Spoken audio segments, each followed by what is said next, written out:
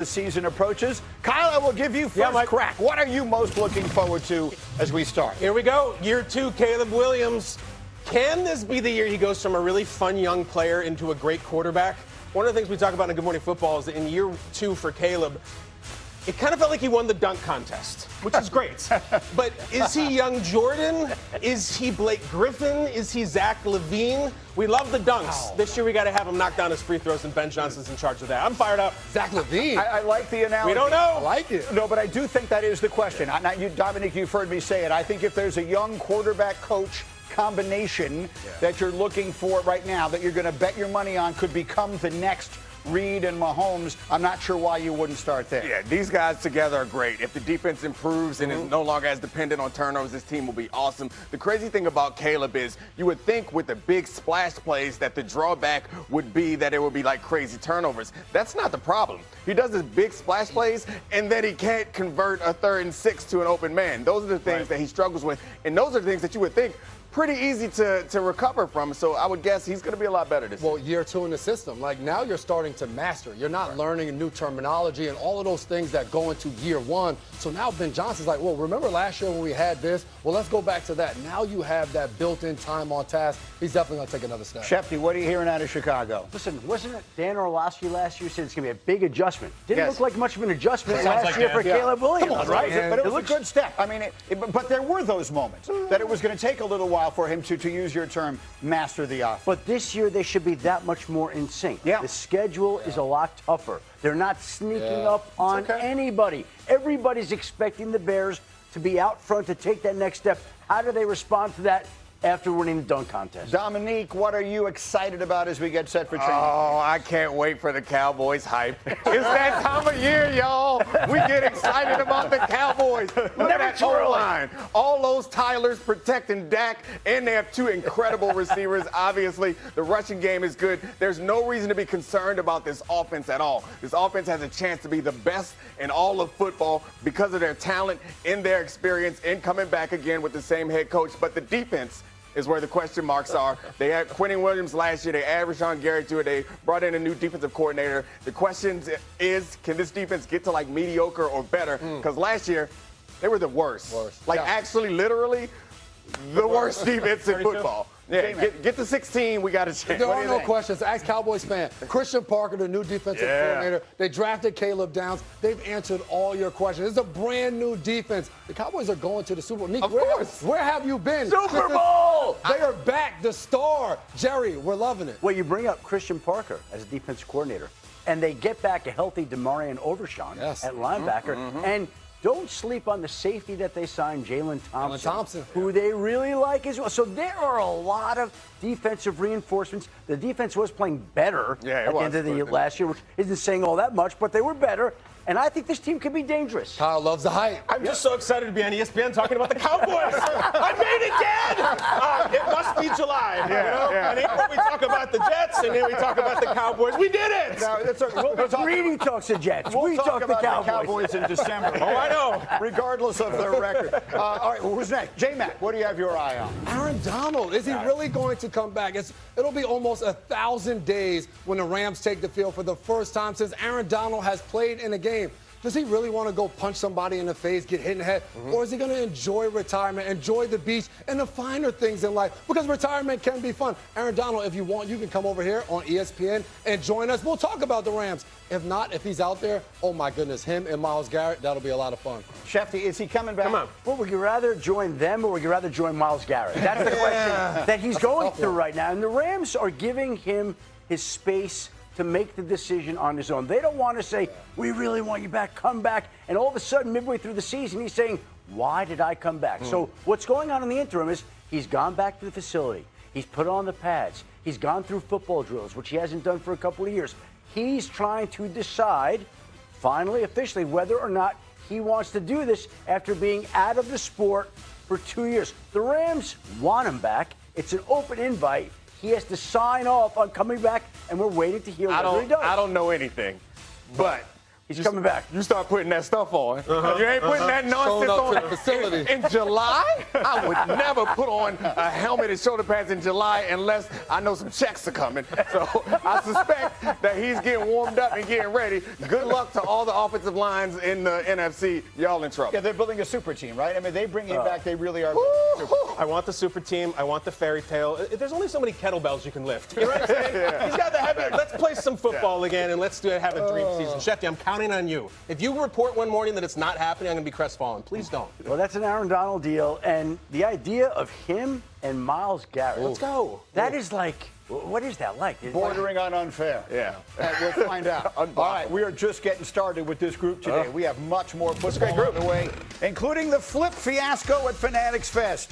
And you're counting it down towards the start of the season. Cam Scadaboo gave fans of the Giants a bit of a scare over the weekend. This video of Scadaboo flipping and then falling on his surgically repaired right ankle doing a backflip at Fanatics Fest went viral. Scadaboo says he's perfectly fine, and his quarterback Jackson Dart was backing him up. Listen. I'm going to address the elephant. I will not hurt myself before the season solely due to the fact.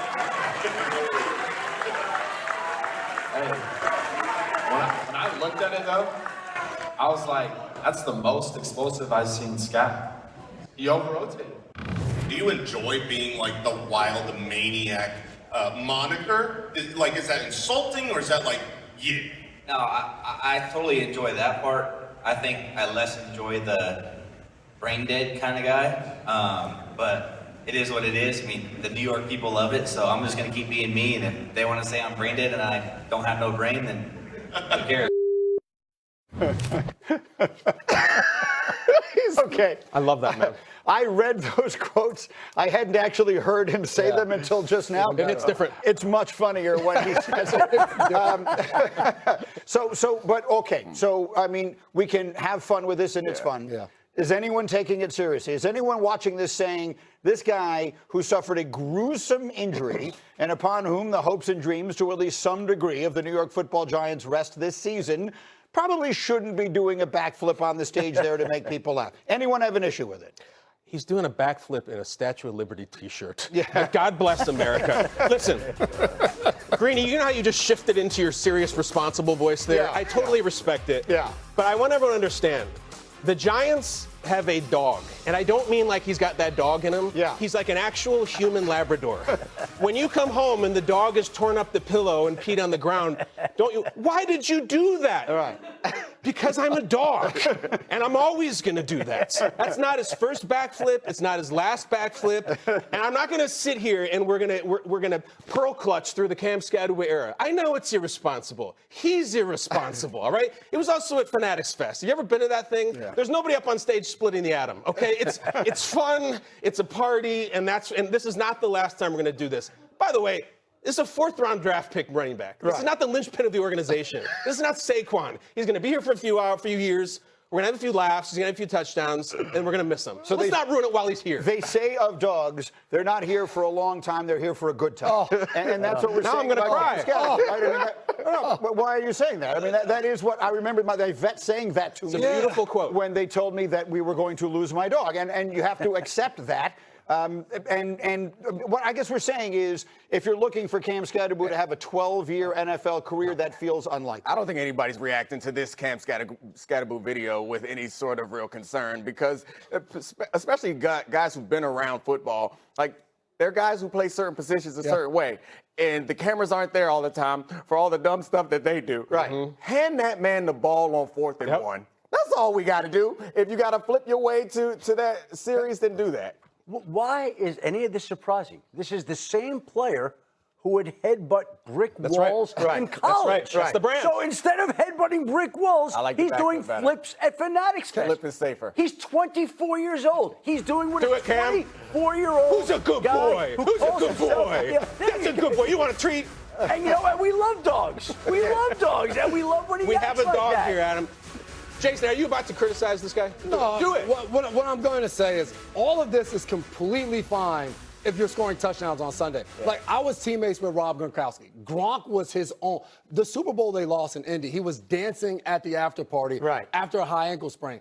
But no one killed him for it because when Sunday showed up, Gronk had 3 touchdowns. He moved people in the run game. For Cam Scatterbo, do all these different things. As long as he's running people over on Sundays, fans love it. If that's not the case, and if he does actually get hurt before the season, then they're going to kill you for it. So it has to go hand in hand with the production and the performance. Okay, but let's address the elephant, as he said.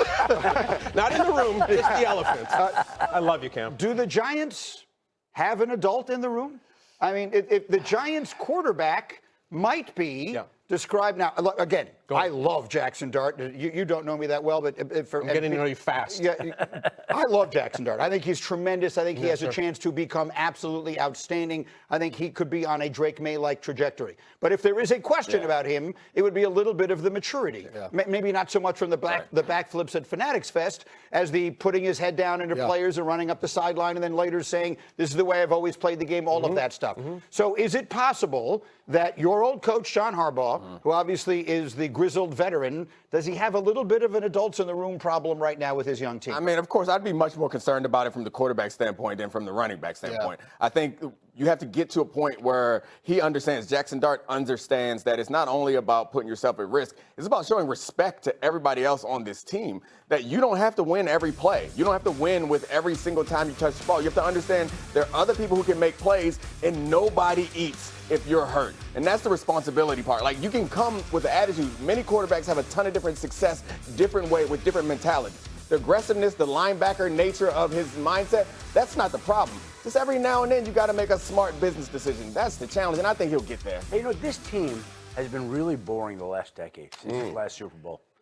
And Cam Scatterbo and Jackson Dart have brought some juice, life, and energy to this franchise. And we're talking about injuries and worrying about injuries. And meanwhile, their single best player actually is injured, Malik Neighbors. They're waiting for him to come back. But in the interim, these guys have injected some life into a franchise that was as boring as any of them for the last decade or so. And I don't think it's an issue. Like, it's a part of being a young team. Like, you have a quarterback and a running back in their second year, but you also brought in Patrick Ricard from the Ravens, Isaiah Likely. You bring and surround them with veterans, even if it's on the defensive side of the ball, but guys that can guide them. You have a Jameis Winston who's there, so you have different guys that have been through different type of experiences that can help lend a hand in those conversations. But yes, your young players are going to be young and do immature things. That's okay as long as you surround them with the right veterans. Yeah, I think you made the most important point at the beginning. If those guys are on the field and they're playing well and winning, then this is all great fun. It's great fun. And then if they're not on the field or they're not winning, suddenly the backflips are a little bit less entertaining. All right, speaking of great fun, we had another moment, the Karl Anthony Towns thing.